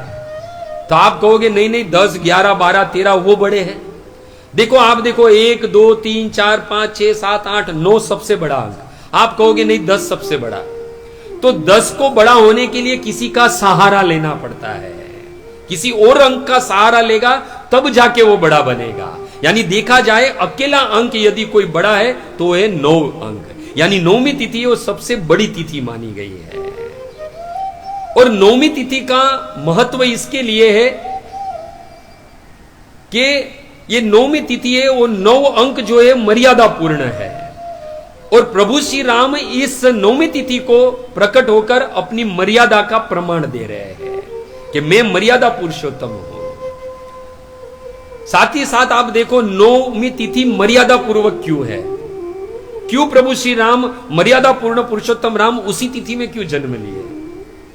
आप देखो 9 का हम अपने टेबल इंग्लिश में कहते हैं ना, वो अगर हम चालू करें तो 9 इंटू 1 क्या होता है 9, 9 इंटू 2 क्या होता है 18, 18 का प्लस करो 8 और 1 कितना हुआ 9, फिर 9 इंटू 3 कितना हुआ 27, 7 और 2 को जोड़ो कितने हुए 9, 9 इंटू 4 कितने हुए 36, 3 और 6 को जोड़ो कितना हुआ 9।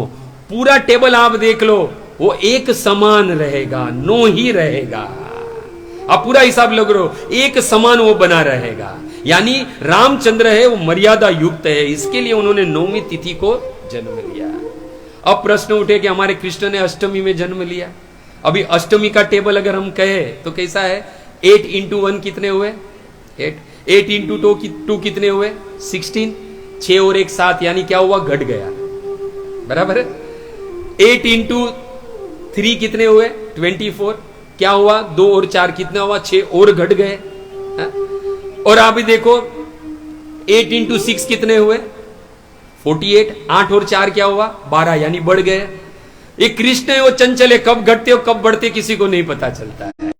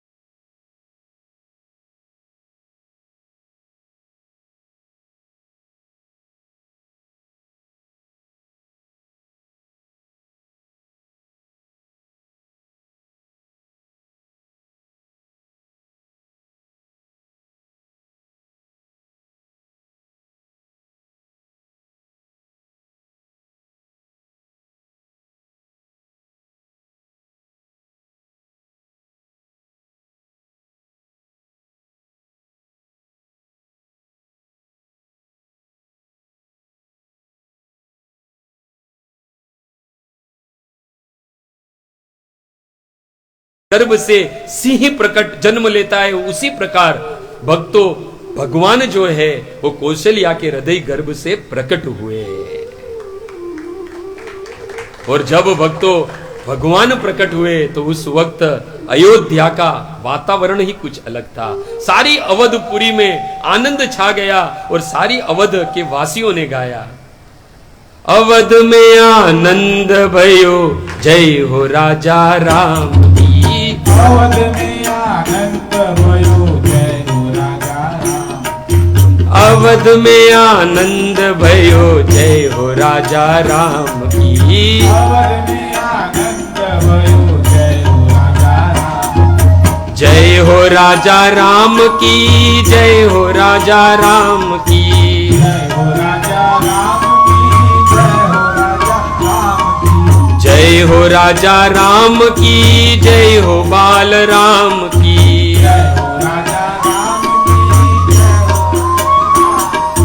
अवध में आनंद भयो जय हो राजा राम की। अवध में आनंद भयो जय हो राजा राम। अवध में आनंद भयो, अवध में आनंद भयो, अवध में आनंद भयो, अवध में आनंद भयो जय हो राजा राम की। अवध में आनंद भयो, अवध में आनंद भयो, अवध में आनंद भयो, अवध में आनंद भयो।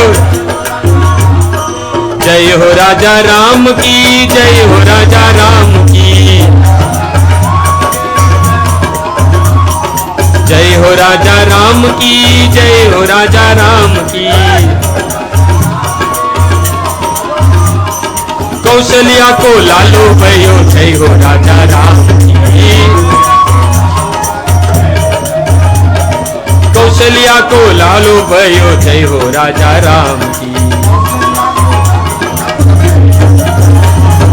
अवध में आनंद भयो, अवध में आनंद भयो, अवध में आनंद भयो, अवध में आनंद भयो, अवध में आनंद भयो जय हो राजा राम की।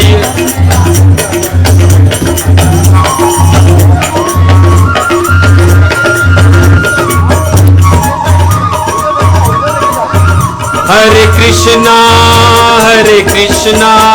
कृष्णा कृष्णा हरे हरे, हरे राम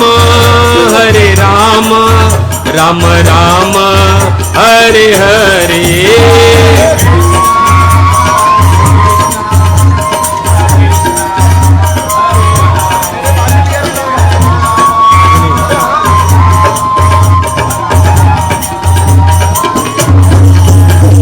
रघुपति राघव राजा राम, पतित पावन सीताराम। रघुपति राघव राजा राम, पतित पावन सीताराम। रघुपति राघव राजा राम, पतित पावन सीताराम। रघुपति राघव राजा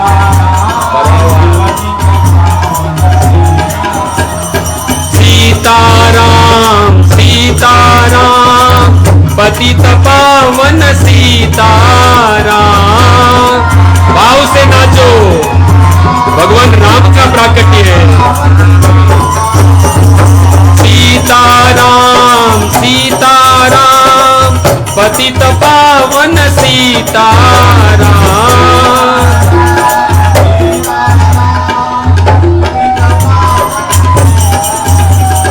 रघुपति राघव राजा राम, पतित पावन सीताराम।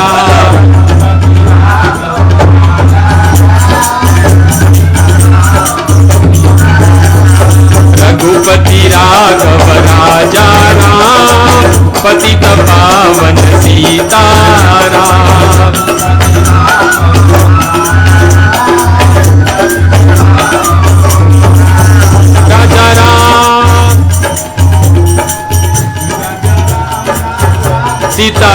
राम राम, राजा राम राम राम, सीता राम राम राम।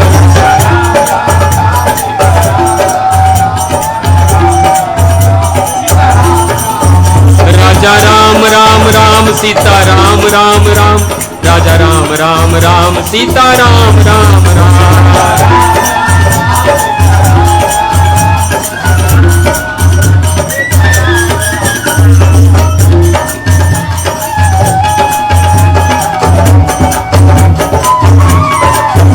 हरे कृष्णा कृष्णा कृष्णा हरे हरे, हरे राम राम राम हरे हरे।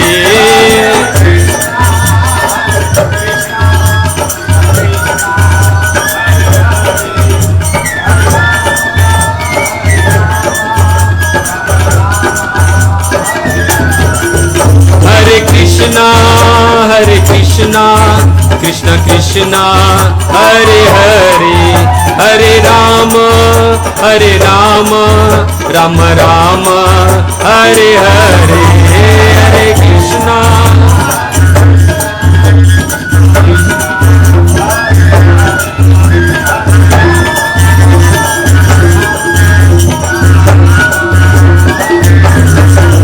मेरे बाके बिहारी लाल, तू इतना ना करियो श्रृंगार, नजर तोहे लग जाएगी, नजर तोहे लग जाएगी।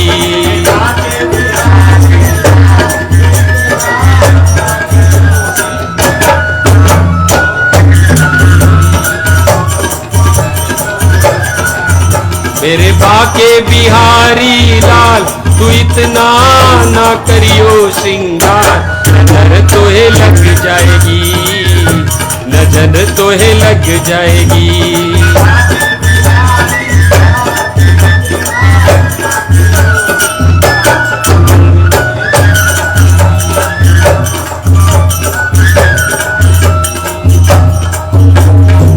तेरी सूरतिया पे मन मोरा अटका,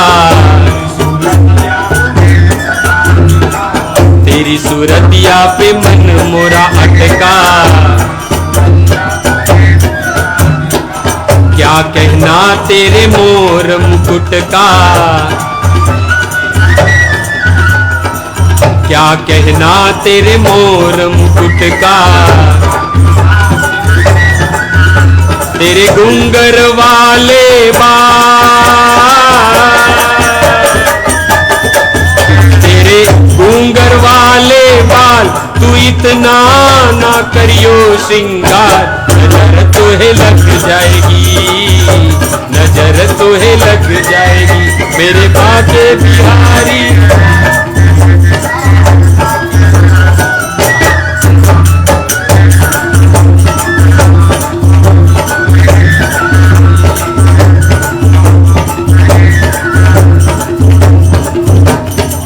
तेरी मुरलिया पे मन मोरा अटका, तेरी मुरलिया पे मन मोरा अटका। क्या कहना तेरी बाकी अदा का,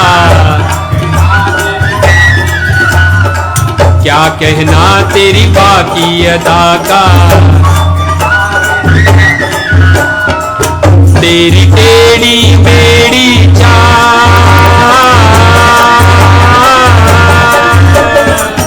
तेरी टेढ़ी मेढ़ी चाल, तू इतना ना करियो श्रृंगार, नजर तोहे लग जाएगी, नजर तोहे लग जाएगी। मेरे बाके बिहारी लाल,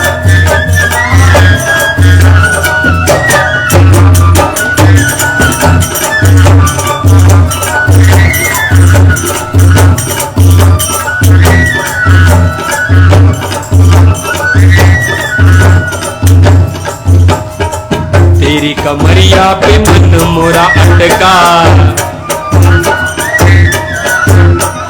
तेरी कमरिया पे मन मोरा अटका।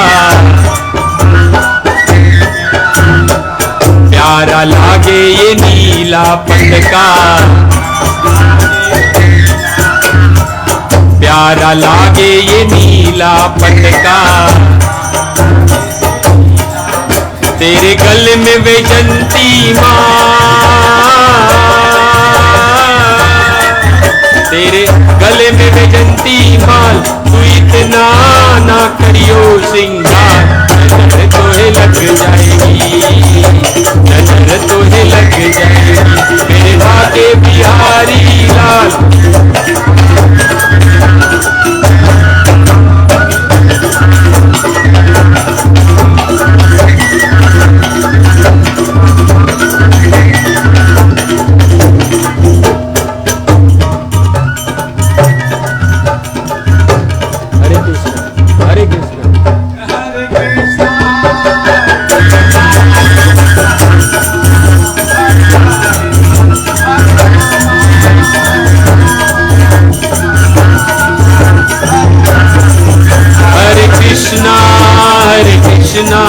कृष्ण कृष्ण हरे हरे, हरे राम राम राम हरे हरे,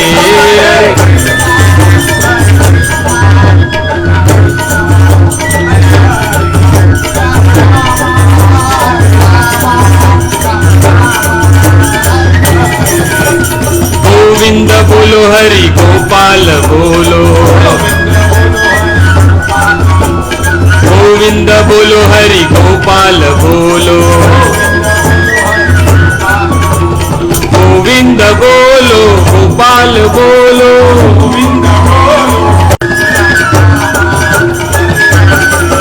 जय जय प्रभुपाद प्रभुपाद प्रभुपाद प्रभुपाद,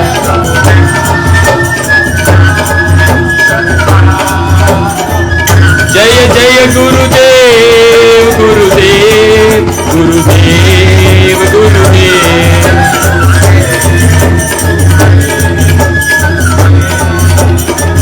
नित्य गौर हरि बोल हरि बोल हरि बोल हरि बोल।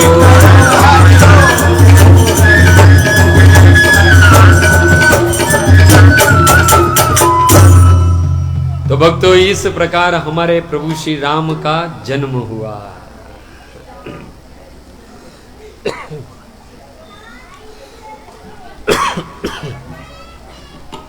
तो जब प्रभु श्री राम का जन्म हुआ तब कौशल्या,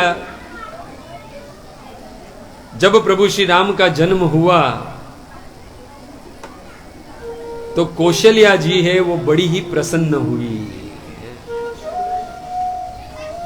गोस्वामी तुलसीदास जी कहते हैं, भय कृपट प्रभय प्रकट कृपाला दीन दयाला कौशल्या हितकारी।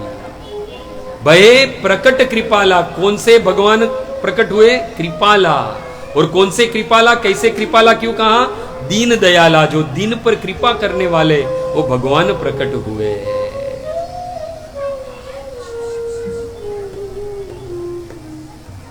और कहते हर्षित मतिहारी मुनि मनहारी अद्भुत रूप विचारी। भगवान के रूप का वर्णन करते हुए कहते हैं हर्षित मतिहारी। देवी कौशल्या है, बड़ी ही हर्षित हुई, बड़े ही आनंद को प्राप्त किया। और ये भगवान कैसे थे? कौशल्या के हित करने वाले, कौशल्या हितकारी, हर्षित मतिहारी। और साथ ही साथ कहते हैं मुनि मनहारी, बड़े बड़े मुनियों का मन हरने वाले। अगर मुनि एक बार भगवान को देख ले तो अपना वैराग्य भूल जाए, ऐसे रूप, ऐसे सुंदर भगवान प्रकट हुए उस कौशल्या के यहां पर भगवान के रूप का वर्णन कर रहे हैं। हर्षित मतिहारी मुनि मनहारी अद्भुत रूप विचारी, अद्भुत रूप लेके प्रकट हुए, पूर्ण रूप से चार चतुर्भुज में क्रमशः शंख चक्र गदा पद्म धारण किए हुए भगवान प्रकट हुए। और भगवान कैसे थे? तो गोस्वामी तुलसीदास जी कहते हैं, लोचन अभिरामा तनुगन श्यामा, लोचन अभिरामा तनुगन श्यामा, निज आयुध भुजचारी, भूषण वनमाला नयन विशाला शोभा सिंधु करारी भय प्रकट कृपाला दीन दयाला कौशल्या हितकारी। कैसे भगवान प्रकट हुए? तो पहले कहा कौशल्या का हित करने वाले, कौशल्या को आनंद प्रदान करने वाले, मुनियों का मन हरने वाले, और साथ ही साथ अद्भुत रूप के साथ में भगवान प्रकट हुए चतुर्भुज में। कैसे थे? लोचन अभिरामा, भगवान के जो नेत्र थे वो सुख प्रदान करने वाले थे। और कैसा वर्ण था? कैसा तन का वर्ण था? तनु घनश्यामा, जिसका तन, जिसका शरीर घनश्याम वर्ण का था। जब बादल में जल भर जाता है और जलधर मेघ का जो रंग होता है, उस रंग, उस वर्ण में भगवान प्रकट हुए, तनु घनश्यामा। और कहते हैं नयन विशाला, कहते हैं भूषण वनमाला, कौन सी? अब वैजंती माला धारण किए हुए थे। और साथ ही साथ कहते हैं नयन विशाला, भगवान के जो नेत्र थे वो कमल की पंखुड़ियों के समान बड़े बड़े नेत्र वाले थे। और कहते हैं शोभा सिंधु करारी, सुंदर ही नहीं बड़े पराक्रमी थे। कर दूषण जैसे असुरों को मारने वाले आज भगवान जो है वो कौशल्या के हृदय गर्भ से प्रकट हुए। एक बात समझ लेना भक्तों, भगवान जो है वो प्रत्येक मनवंतर में जन्म नहीं लेते हैं। भगवान का अवतार प्रत्येक युग में भी नहीं होता है। जैसे कि 4 युग है, कलयुग, द्वापर, त्रेता और सतयुग। कलयुग कितना वर्ष का है? 4,32,000 वर्ष का। उससे दुगना द्वापर 8,64,000 वर्ष का। उससे 3 गुना 12,96,000 वर्ष का त्रेता, और 4 गुना सतयुग 17,28,000 वर्ष का। ये जब 4 युग होते उसे चतुर्युगी कहते हैं। और ये 4 युग जो है, जब 71 टाइम यानी 71 बार जब घूमते हैं उसे मनवंतर कहते हैं। और यही मनवंतर 14 बार घूमता है तब उसे कल्प कहते हैं। यानी प्रत्येक त्रेता में भगवान राम का जन्म नहीं होता है। किसी एक कल्प के, किसी एक मनवंतर के, किसी एक चतुर्युगी के, एक त्रेता में भगवान राम का जन्म होता है। वैसे ही किसी एक कल्प के, किसी एक मनवंतर के, किसी एक चतुर्युगी के, किसी द्वापर में प्रभु श्री कृष्ण का अवतार होता है, कृष्ण का जन्म होता है। और हमारा बड़ा सौभाग्य है, हम उस चतुर्युगी में है जिस चतुर्युगी में भगवान राम का और कृष्ण का जन्म हुआ है। भगवान राम का जो जन्म है, जैसे हमने सुना ना 71 बार ये चतुर्युगी घूमती है तब एक मनवंतर होता है। वैसे ही 24वीं चतुर्युगी में आने वाली मतलब 24वीं चतुर्युगी के त्रेता के प्रारंभिक चरण में प्रभु श्री राम का जन्म हुआ है, 24वीं चतुर्युगी के। और अब ये कौन सी चतुर्युगी चल रही है? 28वीं चतुर्युगी। कौन सी? 28वीं चतुर्युगी। जो 71 बार जो चतुर्युगी गिनती है उसमें से 24वीं चतुर्युगी के त्रेता के प्रारंभिक चरण में प्रभु श्री राम का जन्म हुआ। और 28वीं चतुर्युगी जो चल रही है इसमें आज से लगभग 5,500 वर्ष पूर्व प्रभु श्री कृष्ण का जन्म हुआ है। यानी बराबर इस 28वीं चतुर्युगी यानी बराबर 4 चतुर्युगी के पूर्व 24वीं चतुर्युगी के त्रेता के प्रारंभिक चरण में प्रभु श्री राम का जन्म हुआ था। और कौन सा मनवंतर है ये वैवस्वत मनवंतर है। और साथ ही साथ जो कल्प चल रहा है वो श्वेत कल्प चल रहा है, श्वेत वराह कल्प चल रहा है। तो भक्तों इसी चतुर्युगी के 24वीं चतुर्युगी में त्रेता के प्रारंभिक चरण में प्रभु श्री राम का जन्म हुआ। और आज हमने प्रभु श्री राम का जन्म मनाया, उस जन्म की कथा का श्रवण किया। तो आप कहोगे कि यहां पर तो बार शीर्षक लगा है हनुमंत कथा, और आज तो राम के जन्म की कथा हो गई। प्रश्न उठ सकता है। देखो प्रत्येक त्रेता में नहीं, हमने सुना कि प्रत्येक कल्प में भगवान जन्म लेते हैं। और 24वीं चतुर्युगी के त्रेता में प्रारंभिक चरण में प्रभु श्री राम का जन्म हुआ। तो प्रत्येक इसी प्रकार चलने वाली त्रेता में प्रभु श्री राम का जन्म होता है और साथ ही साथ हनुमान जी का भी प्राकट्य होता है। और प्राकट्य का उद्देश्य है प्रभु श्री राम की सेवा करना। आज हम शुरू ये जो 7 दिन की सप्ताह जो है वो हनुमंत दिव्य चरित्र पर है। तो भक्तों, जब तक राम जी का प्राकट्य नहीं होता है तब तक हनुमान जी नहीं आते हैं। जहां राम जी होते वहां ही हनुमान जी आते हैं। इसलिए हमने प्रथम दिन प्रभु श्री राम का जन्म करवा के राम जी को यहां बिठा लिया। अब हनुमान जी की देरी नहीं इस स्थान पर आने की। भक्तों, अवश्य हनुमान जी अब इस स्थान में प्रवेश करेंगे, क्योंकि यहां पर राम जी का प्रवेश हो चुका है। यानी जब तक राम का प्राकट्य नहीं होता है तब तक हनुमान जी का भी प्राकट्य नहीं होता। यानी बिना राम जी के नाम सुने भक्तों हनुमान जी प्रकट नहीं होते हैं।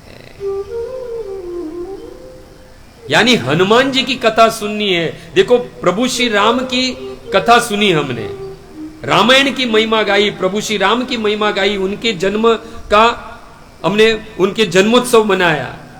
यानी हमने किसको प्रसन्न किया? हनुमान जी को प्रसन्न किया। हनुमान जी किससे प्रसन्न होते हैं? प्रभु श्री राम के नाम से, प्रभु श्री राम की कथा से। तो हमने सर्वप्रथम प्रथम दिन हमने राम का प्राकट्य करके हनुमान जी को बुला लिया, यानी हनुमान जी को प्रसन्न कर लिया। यानी रामनवमी जो है वो हनुमान जी को प्रसन्न करती है, और जो हनुमान जयंती है, हनुमान जी का जन्म है, वो राम जी को प्रसन्न करता है। तो राम जी ने अपने भक्त को अपना जन्म, अपना अवतरण देकर भक्त को प्रसन्न किया। अब बारी है भगवान को प्रसन्न करने की, यानी प्रभु श्री राम को प्रसन्न करने की। तो प्रश्न उठे, प्रभु श्री राम कैसे प्रसन्न हो गए? प्रभु श्री राम एक और एक मात्र अपने भक्तों की महिमा सुनकर प्रसन्न होते हैं।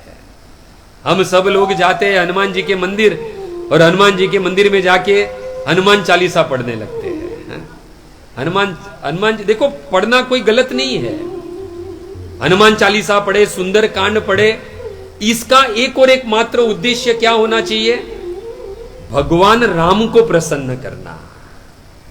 बहुत तत्व की बात है, हम आने वाले दिन में सुनेंगे। हमारा कॉन्सेप्ट, हमारी जो ये अज्ञान है वो दूर हो जाएगा। सुंदर कांड जो है वो सबसे ज्यादा 7 कांडों में से उस हनुमान जी के दिव्य चरित्र को गाने वाला ये कांड है, वो 5वां कांड है, सुंदर कांड। उस कांड को सुंदर क्यों कहा गया? प्रभु श्री राम ने उसे सुंदर कांड नाम दिया, क्योंकि वो भगवान राम का अत्यंत प्रिय कांड है। वो देखो, अपने जन्म का भी उन्हें प्रिय नहीं लगा है, पर जिस कांड में हनुमान जी की महिमा गाई गई है, इसलिए वो राम जी को पसंद है। यानी जब भी सुंदर कांड गाया जाए तो उसका उद्देश्य होना चाहिए प्रभु श्री राम को प्रसन्न करने का, न कि हनुमान जी को प्रसन्न करने का। हनुमान जी कभी भी अपनी प्रशंसा सुनते ही नहीं है। जिस जगह पर किसी शुद्ध भक्त की प्रशंसा हो, वो भक्त वहां उस स्थान को छोड़ के चले जाता है। हम आगे सुनेंगे, प्रमाण के साथ सुनेंगे हम। तो हनुमान जी को बिठाना है तो प्रभु श्री राम के गुण गाने पड़ेंगे। यानी हनुमान जी के मंदिर जाए तो प्रभु श्री राम के गुण गाने चाहिए, यदि हनुमान जी को प्रसन्न करना है तो। और जब राम जी के मंदिर चले तो राम जी को प्रसन्न करना है तो हनुमान जी के गुण गाने चाहिए। हमें तो एक्चुअली पता ही नहीं है कि हमें मांगना क्या है हनुमान जी से। कुछ लोग हनुमान जी के मंदिर जाते और कहते मेरी शादी हो जाए। अभी वो बेचारे ब्रह्मचारी क्या हमारी शादी करवाएंगे? बता, वो खुद ब्रह्मचारी ठहरे हैं, वो कहां किसी की शादी करवाएंगे? अरे हनुमान जी से पास अगर कुछ मांगना है तो उनसे राम भक्ति मांगो, राम का प्रेम मांगो। तुरंत ही हनुमान जी नाचने लगते और तुरंत प्रदान कर देते हैं। आगे हम बहुत कुछ सुनेंगे इस 6 दिन जो शेष बचे हैं उसमें। हनुमान जी के पास यदि हम कुछ मांगे ना, तो हनुमान जी में तो ताकत है। अष्ट सिद्धि 9 निधि के दाता, वो सीता जी के द्वारा उनको आशीर्वाद प्राप्त है, फिर भी वो कुछ देते नहीं है हमें। उनसे हम बंगला, गाड़ी, मोटर मांगे तो वो क्या करेंगे?